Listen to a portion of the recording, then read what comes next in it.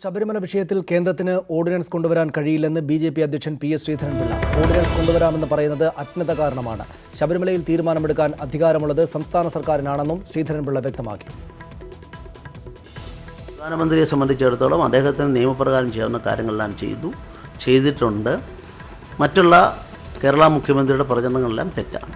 Ordinance കൊണ്ടുവരാണ് അതിൻ്റെ മറുമരുന്നുള്ളത് ശുദ്ധ അജ്ഞതയാണ്. കാരണം എല്ലാവരും തെറ്റിദ്ധരിച്ചിരിക്കുകയാണ്. ഇത് സ്റ്റേറ്റ് സ്റ്റാറ്റ്യൂട്ടാണ്, സെൻട്രൽ പാസ്സാക്കിയ സ്റ്റേറ്റ് സ്റ്റാറ്റ്യൂട്ടാണ്. ഇന്ന് അതിൽ ഭേദഗതി വരുത്തണമെങ്കിൽ കേരള നിയമസഭ സാധിക്കുകയുള്ളൂ. അതുകൊണ്ടാണ് ആ സ്റ്റാറ്റ്യൂട്ടിൽ ആ നിയമം റദ്ദ് ചെയ്യുന്നതിനെതിരായിട്ട് ഓർഡിനൻസ് കൊണ്ടുവരണമെങ്കിൽ കേരളത്തിന് സാധിക്കൂ എന്ന് ആദ്യഘട്ടം മുതൽ എൻ്റെ പാർട്ടിയും ഞാനും ഒക്കെ പറയാനിടയായത്. അതുകൊണ്ടാണ് അജ്ഞതയുള്ള രമേശ് ചെന്നിത്തലയെപ്പോലുള്ളവർക്ക് എന്തും പറയാം, രാഷ്ട്രീയമാണ് എന്തും പറയാം, അവരുടെ സ്വാതന്ത്ര്യമുണ്ട്. അത് വസ്തുതാപരമായി ശരിയല്ല. വിവരങ്ങളുമായി ബി വിനോദ് ചേരുന്നു. വിനോദ്, ഈ ഒടുവിലത്തെ നേരത്താണ് ഈ തെരഞ്ഞെടുപ്പ് പ്രചാരണത്തിൻ്റെ ഇനി ഒരു ദിവസം മാത്രം ബാക്കിയുള്ളപ്പോഴാണ് ഇത്തരത്തിലുള്ള കാര്യങ്ങളൊക്കെ വരുന്നത്. ഏത് വിധത്തിലുള്ള നിലപാടാണ് അദ്ദേഹം അറിയിച്ചത്? എന്തുകൊണ്ടാണ് അദ്ദേഹം സംസ്ഥാന സർക്കാരിനെയും പിണറായി വിജയനെയും ഇത് വെച്ച് കുറ്റപ്പെടുത്തുന്നത്?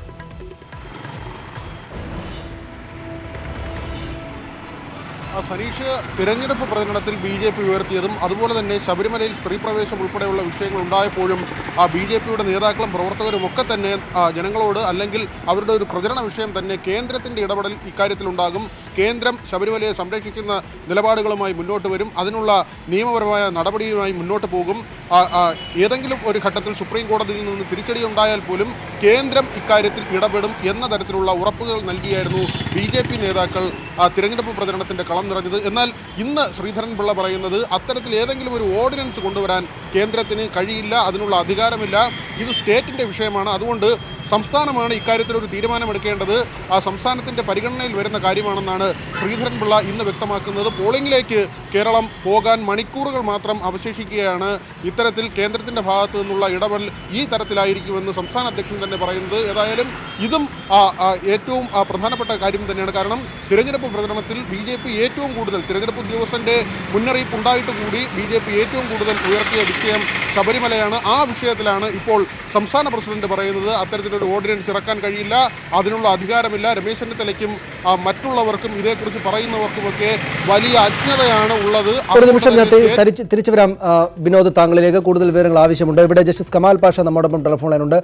ജസ്റ്റിസ് കമാൽ പാഷ, ഇവിടെ കഴിഞ്ഞ ദിവസം വന്ന പ്രധാനമന്ത്രി നരേന്ദ്രമോദി അടക്കം കേന്ദ്ര സർക്കാർ വേണ്ട കാര്യങ്ങൾ വിശ്വാസ സംരക്ഷണത്തിന് ചെയ്യും എന്ന് അദ്ദേഹം സർക്കാർ വീണ്ടും വന്നാൽ ചെയ്യുമെന്ന് പറഞ്ഞിരുന്നു. പക്ഷേ ഓർഡിനൻസ് എന്ന കാര്യമൊന്നും അദ്ദേഹം പറയാതെ പോവുകയുമായിരുന്നു. ഇത് സംബന്ധിച്ചൊരു ഓർഡിനൻസ് കൊണ്ടുവരാൻ കേന്ദ്ര സർക്കാരിന് സാധിക്കുകയില്ല, സംസ്ഥാന സർക്കാരാണ് എന്തെങ്കിലും ചെയ്യുന്നുണ്ടെങ്കിൽ ചെയ്യേണ്ടത് എന്ന ഇദ്ദേഹത്തിൻ്റെ നിലപാട്, ബി.ജെ.പിയുടെ നിലപാട് എത്രത്തോളം നിയമപരമായി ശരിയാണ്?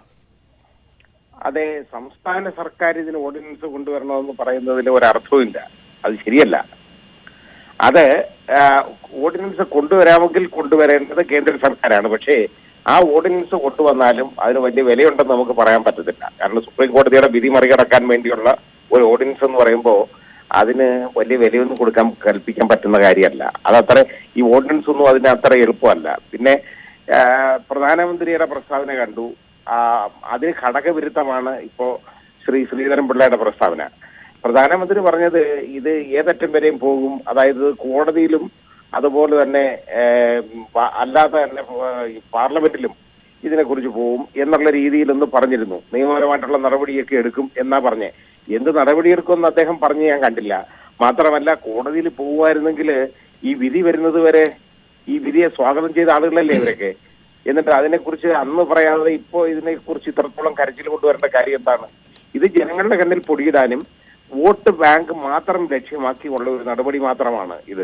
അങ്ങനെ ഈ ഇതുപോലുള്ള സ്ഥാപനങ്ങളെ, അതായത് ശബരിമല പോലുള്ള പരിപാവനമായ ഈ സ്ഥാപനങ്ങളെ ഈ രീതിയിലേക്ക് ഉപയോഗിക്കുക എന്ന് പറയുന്നത് തന്നെ സമൂഹത്തിലുള്ള വലിയ മൂല്യച്യുതിയാണ് നമ്മൾ കാണുന്നത്. ഇപ്പോൾ രാഷ്ട്രീയമായിട്ടുള്ള ഒരു ശരിയായ ഒരു തീരുമാനമല്ല ഇതൊക്കെ.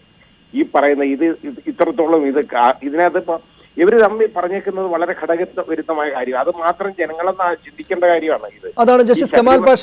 ഇവിടെ അപ്പോഴും നമ്മളിത് പരിശോധിക്കുമ്പോൾ രണ്ടുപേരും അവരുടെ ഭാഗം സേഫ് ആക്കിയിട്ടാണ്, സുരക്ഷിതമാക്കിയിട്ടാണ് ഇക്കാര്യങ്ങൾ പറഞ്ഞത് എന്നും തോന്നുകയും ചെയ്യും. പ്രധാനമന്ത്രി വന്ന് പറഞ്ഞത് നിയമപരമായിട്ട് ഞങ്ങൾ ഏതറ്റം വരെയും പോകുമെന്നാണ്. ഓർഡിനൻസ് കൊണ്ടുവരുമെന്ന വാക്കൊന്നും അദ്ദേഹം ഒരിടത്തും ഇതുവരെ പ്രയോഗിച്ചിട്ടേ ഇല്ല, ആരും, അദ്ദേഹവും അമിത്ഷായും പറഞ്ഞിട്ടില്ല. ഇപ്പോൾ ഇദ്ദേഹത്തോട് ചോദിക്കുമ്പോൾ ഓർഡിനൻസ് കൊണ്ടുവരാൻ കേന്ദ്ര സർക്കാരിന് സാധിക്കുകയില്ല, ഞങ്ങളുടെ ഉത്തരവാദിത്തമല്ല അത് എന്ന് പറയുന്നു. ഈ ലോക്സഭാ തെരഞ്ഞെടുപ്പിൽ വോട്ട് നേടുക എന്നതിന് വേണ്ടിയിട്ട് ഇതൊരു വൈകാരികമായിട്ട് ഇക്കാര്യത്തിൽ ഞങ്ങൾ ഇന്നതൊക്കെ ചെയ്യുമെന്ന് പറയുക എന്നതല്ലാതെ ഇക്കാര്യത്തിൽ അവർക്ക് അടിസ്ഥാനപരമായിട്ട് ആത്മാർത്ഥതയൊന്നുമില്ല എന്ന് വേണമോ മനസ്സിലാക്കാൻ? യാതൊരു ഇച്ഛാശക്തിയുമില്ല എന്ന് ഉള്ളത് വളരെ വ്യക്തമല്ലേ? പകൽ പോലെ വ്യക്തമായ ഒരു കാര്യമാണത്. മാത്രമല്ല, ഇതിനകത്ത് ഓർഡിനൻസ് കൊണ്ടുവരണമെങ്കിൽ ഒരു ഭരണഘടനാ ഭേദഗതി കൊണ്ടുവരുന്ന ഒരു കാര്യമാണെങ്കിൽ മാത്രമേ അതിന്, അല്ലെങ്കിൽ പ്രത്യേക നിർമ്മാണം നടത്താൻ പറ്റിയ ഒരു ഏരിയ ആണെങ്കിൽ മാത്രമേ ആ ഓർഡിനൻസ് കൊണ്ടുവരാൻ പറ്റുള്ളൂ.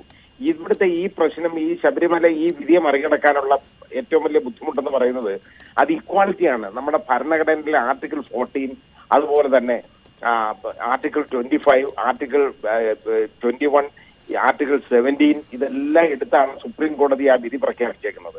ആ വിധിയെ മറികടക്കണമെന്നുണ്ടെങ്കിൽ അതിനൊരു ഓർഡിനൻസ് കൊണ്ടുവരാൻ ബുദ്ധിമുട്ടാണ്. നിയമപരമായിട്ട് അത് നിൽക്കത്തില്ല. കാരണം അത് ഭരണഘടനയുടെ അടിസ്ഥാന തത്വങ്ങളെ, ബേസിക് ഫീച്ചേഴ്സിനെ എതിരാവും. അപ്പോൾ ആർട്ടിക്കിൾ 13(2) ഭരണഘടനയുടെ 13(2) അനുച്ഛേദം അനുസരിച്ച് അതിന് വിലയില്ലാതാകും. അത് ഭരണഘടന ഭേദഗതി ചെയ്യണമെങ്കിൽ പോലും പറ്റത്തില്ല ഈ കാര്യത്തിൽ.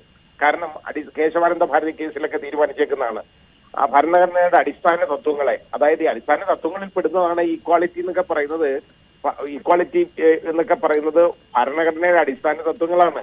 അപ്പൊ അതിനെ ഹനിക്കുന്ന വിധത്തിൽ ഒരു അമെന്റ്മെന്റ് ആക്ട്, അതായത് ഭരണഘടനാ ഭേദഗതി ആക്ട് കൊണ്ടുവന്നാൽ പോലും അത് കോടതിയുടെ മുമ്പിൽ നിലനിൽക്കത്തില്ല ഇത്. അപ്പൊ ഇത് യാതൊരു പ്രയോജനമില്ലാത്ത കാര്യമാണ് ഇവർ പറയുന്നത്.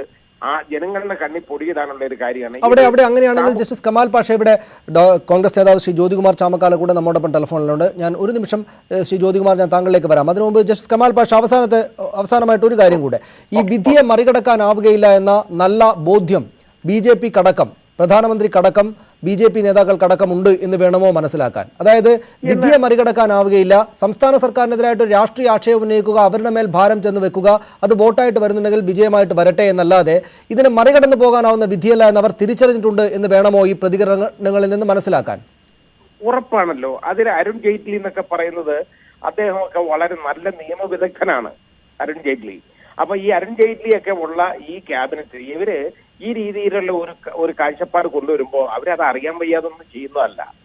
കാരണം ഭരണഘടനയുടെ അടിസ്ഥാന തത്വങ്ങളെ ഹനിക്കുന്ന വിധത്തിലുള്ള ഒരു നിയമനിർമ്മാണം ഒക്കത്തില്ല. അപ്പൊ പിന്നെ ഓർഡിനൻസ് എങ്ങനെ പറ്റും?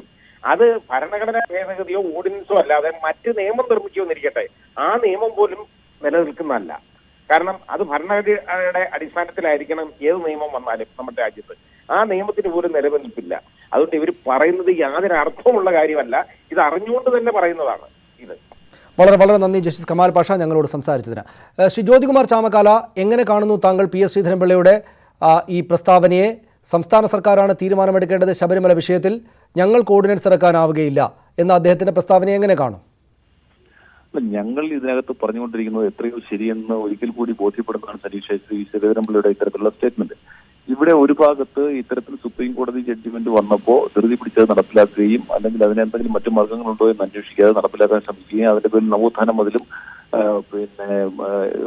നവോത്ഥാന മൂവ്മെന്റും അതുപോലെ വനിതാ മതിലും ഒക്കെ സംഘടിപ്പിച്ച ഇടതുപക്ഷം അത് അവരിപ്പോ ഈ ഇലക്ഷൻ ചർച്ച ചെയ്യുന്നില്ല. മറിച്ച് BJP-യെ സംബന്ധിച്ച് അവർ പറഞ്ഞുകൊണ്ടിരുന്നത് ഞങ്ങൾ കോടതിയിലും നിയമനിർമ്മാണവും ഉൾപ്പെടെയുള്ള കാര്യങ്ങളിൽ ഞങ്ങൾക്ക് ചെയ്യാനാവുന്നതെല്ലാം ഞങ്ങൾ ചെയ്യുമെന്നാണ് പറഞ്ഞത്.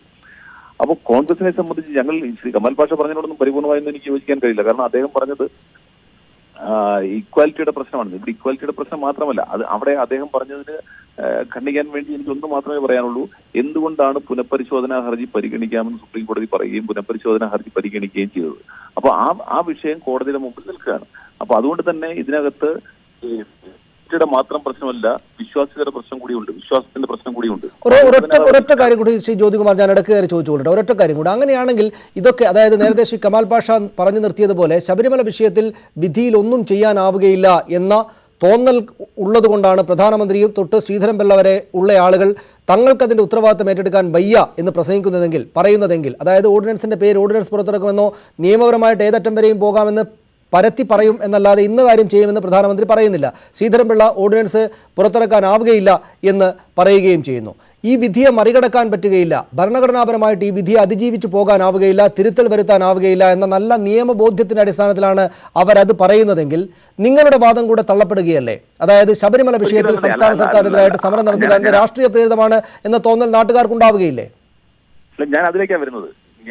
ഞാൻ ചോദിക്കുന്നത് സനീഷ, ഇതിനകത്ത് രണ്ട് കാര്യങ്ങളാണ്. ഒന്ന്, പുനഃപരിശോധന ഹർജി സുപ്രീം കോടതി പരിഗണിക്കുകയും അതിൽ വാദം കേൾക്കുകയും അതിനകത്ത് ഇതിന്റെ വിശ്വാസത്തിന്റെ പ്രശ്നം ഉൾപ്പെടെയുള്ള കാര്യങ്ങളാണല്ലോ മുഴുവൻ അഡ്വക്കേറ്റ്സ് അവിടെ പ്രസന്റ് ചെയ്തിട്ടുള്ളത്.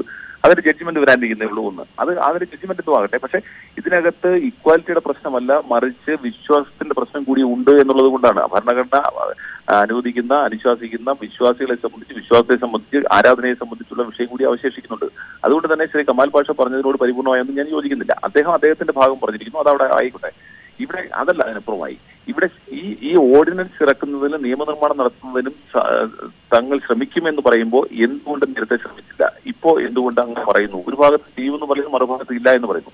അപ്പൊ അവിടെ മനസ്സിലാക്കേണ്ടത് ഇവിടെ ഈ വിഷയം പരിഹരിക്കണമെന്ന് BJPക്ക് യാതൊരു താല്പര്യവുമില്ല. ശരി, ഞാൻ ഇടപെടുന്നത് ശ്രീ ജ്യോതികുമാർ. സമയം ഞങ്ങൾക്ക് ഈ ബുള്ളറ്റിൻ പൂർണ്ണമാകേണ്ടുന്ന സമയമായതുകൊണ്ടാണ്. വളരെ നന്ദി ഞങ്ങളോട് പ്രതികരിച്ചതിന്. ശ്രീധരൻപിള്ളയുടെ ഈ വിവാദ പ്രസംഗത്തിൽ ചട്ടലംഘനമുണ്ടെന്ന് തിരുവനന്തപുരം ജില്ലാ കലക്ടർ വ്യക്തമാക്കി. ആറ്റിങ്ങലിൽ ശോഭാ സുരേന്ദ്രന്റെ പ്രകടന പത്രിക പുറത്തിറക്കിയായിരുന്നു ശ്രീധരൻപിള്ളയുടെ വിവാദ പ്രസംഗം. വിവരങ്ങളുമായി VS അനു ചേരുന്നു. എന്തായിരുന്നു അദ്ദേഹത്തിന്റെ പ്രസംഗം? VS അനുവിലേക്ക്, അതിന്റെ വിശദാംശങ്ങളിലേക്ക് തിരിച്ചു വരാം.